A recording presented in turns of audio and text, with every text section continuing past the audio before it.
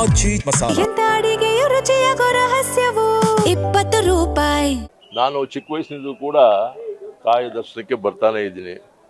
ವಿಶೇಷವಾಗಿ ಈ ಬಾರಿ ನನ್ನ ಕುಟುಂಬ ಸಮೇತ ಮಕ್ಕಳ ಸಮೇತ ತಾಯಿ ದರ್ಶನ ಪಡೆದು ತಾಯಿ ಆಶನ ಮುಂದೆ ಭವಿಷ್ಯತ್ತಿನ ಒಳ್ಳೆಯದಾಗಲಿ, ಇನ್ನು ಹೆಚ್ಚಿನ ಸೇವೆ ಮಾಡೋದು ಅವಕಾಶ ದೊರಕಲಿ ಅಂತೇಳಿ ಆ ತಾಯಿ ಸನ್ನಿಧಿಯಲ್ಲಿ ಪ್ರಾರ್ಥಿಸ್ಕೊಂಡಿದ್ದೀನಿ.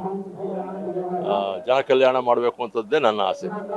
ಜನರ ಸೇವಕನಾಗಿ ಜನ ಕಲ್ಯಾಣ ಕಾರ್ಯಕ್ರಮವನ್ನು ಇನ್ನು ಹೆಚ್ಚಿನ ರೀತಿಯಲ್ಲಿ ಕ್ಷೇತ್ರ, ಜಿಲ್ಲೆ ಮಟ್ಟದಲ್ಲಿ ರಾಜ್ಯ ಮಟ್ಟಕ್ಕೆ ಒಂದು ಅವಕಾಶ ಕಲ್ಪಿಸ್ಕೊಡುವಂಥದ್ದಕ್ಕೆ ಆ ಚಾಮುಂಡೇಶ್ವರಿ ತಾಯಿ ಅವಕಾಶ ಮಾಡಿಕೊಡ್ಲಿ ಅಂತೇಳಿ ಪ್ರಾರ್ಥಿಸ್ಕೊಂಡಿದ್ದೀನಿ. ಒಳ್ಳೇದಾಗುತ್ತೆ ಅಂತ ನಂಬಿದ್ದೀನಿ ತಾಯಿಯಲ್ಲಿ. ಅದನ್ನೇ ಹೇಳಿದ್ದಾನು. ನೀವು ಪ್ರಶ್ನೆ ಕೇಳೋಕೆ ಮುಂಚೆ ಹೇಳ್ಬಿಟ್ಟೆ ನಾನು. ನಾವು ಮನವಿ ಮಾಡಿದ್ವಿ, ಹೈಕಮಾಂಡ್ ತೀರ್ಮಾನಕ್ಕೆ ಬಿಟ್ಟಿದ್ದು. ಭಾಳಷ್ಟು ಜನ ನಾವು ಕೇಳ್ತಾ ಇದ್ದೀವಿ.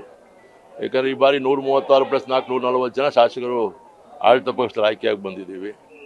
ಈಗಾಗಲೇ 14 ಜನ ಮುಖ್ಯಮಂತ್ರಿಗಳು ಒಳಗೊಂಡಂತೆ ಪ್ರಮಾಣ ವಚನ ಸ್ವೀಕಾರ ಮಾಡಿದ್ದಾರೆ. ಉಳಿದಂಥ 20 ಜನಕ್ಕೆ ಅದು ಅವಕಾಶ ಆಗಬೇಕು. ಲಿಸ್ಟಲ್ಲಿ ಭಾಳಷ್ಟು ಜನ ಶಾಸಕರು 3, 4, 5, 6, 7 ಬಾರಿ ಗೆದ್ದವರು ಕೇಳ್ತಾರೆ.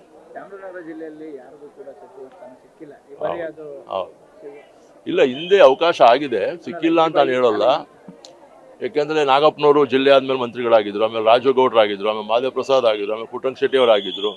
ನನ್ನ ಒಂದು ಮನವಿ ಏನಂದ್ರೆ, ರಾಷ್ಟ್ರೀಯ ನಾಯಕರಲ್ಲಿ ವರಿಷ್ಠರಲ್ಲಿ ಪರಿಶಿಷ್ಟ ಜಾತಿ ಮೀಸಲು ಕ್ಷೇತ್ರದ ಯಾವೊಬ್ಬ ಶಾಸಕ 97 ಜಿಲ್ಲೆ ಆದಮೇಲೆ ಈವರೆಗೂ ಕೂಡ ಮಂತ್ರಿ ಆಗ್ತಕ್ಕಂಥ ಅವಕಾಶ ಕಾಂಗ್ರೆಸ್ ಪಕ್ಷದಲ್ಲೇ ಆಗಲಿ, ಇಂದಿನ ದಳದ ಪಕ್ಷದಲ್ಲೇ ಆಗಲಿ ಅವಕಾಶ ಆಗಿಲ್ಲ.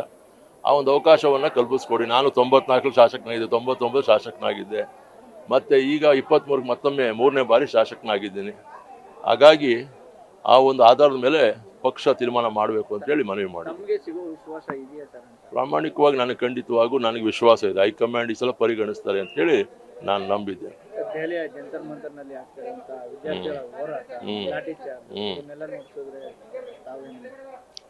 ಅಲ್ಲದು ಖಂಡನೀಯ. ಅದು ಯಾಕಂದರೆ ವಿದ್ಯಾರ್ಥಿಗಳ ದೃಷ್ಟಿಯಿಂದ ನಮ್ಮ ಪಕ್ಷದ ರಾಷ್ಟ್ರೀಯ ನಾಯಕರುಗಳು ಆ ಒಂದು ಪ್ರತಿಭಟನೆಯಲ್ಲಿ ಪಾಲ್ಗೊಂಡಾಗ ನಾವು ಕೂಡ ಎಲ್ಲ ದೆಹಲಿನಲ್ಲೇ ಇದ್ವಿ. ಹಾಗಾಗಿ ಎಲ್ಲರೂ ಕೂಡ ಭಾಗವಹಿಸಿ ವಿದ್ಯಾರ್ಥಿಗಳ ಬೆಂಬಲವನ್ನು ಸೂಚಿಸ್ತಕ್ಕಂಥ ರೀತಿಯಲ್ಲಿ ನಾವೆಲ್ಲರೂ ಕೂಡ ಕೇಂದ್ರ ಸರ್ಕಾರದ ವಿರೋಧಿ ನೀತಿ, ವಿದ್ಯಾರ್ಥಿ ವಿರೋಧಿ ನೀತಿ ವಿಚಾರದಲ್ಲಿ ನಾವು ಖಂಡಿಸಿದ್ದೇವೆ. ಈ ಕೆಪಿಸಿ ಹಗರಣದಲ್ಲಿ ಅಧಿಕಾರಿಗಳ ತಲೆದಂಡ ಆಗುತ್ತೆ. ಆ ನಿಟ್ಟಿನಲ್ಲಿ ಬಿಜೆಪಿ ನಾಯಕರು ಸಮರ್ಥನೆ ಮಾಡ್ಕೊಳ್ತಿದ್ದಾರೆ. ಅಧಿಕಾರಿಗಳ ತಲೆದಂಡ ಆಗಿದೆ. ಕಾಂಗ್ರೆಸ್ನವರು ಮತ್ತೆ ಸಿಜೆಪಿ ಪಕ್ಷ ಹೋರಾಟ ಮಾಡ್ತಿದ್ದಾರೆ, ಪಾರ್ಟಿ ಹೋರಾಟ ಆಗ್ತಿದೆ. ನೋಡಿ, ರಾಜಕೀಯವಾಗಿ ಮಾತಾಡಬೇಕು, ನಾನು ಮಾತಾಡಬಲ್ಲೆ. ರಾಜಕೀಯ ಬೇಡ, ದೇವ್ರ ಸನ್ನಿಧಿ ಇದ್ದೀವಿ. ಯಾರು ಅನ್ಯಾಯ ಮಾಡೋದು ಅವರಿಗೆ ಶಿಕ್ಷೆಗೆ ಒಳಗಾಗಲಿ ಅಷ್ಟೇ.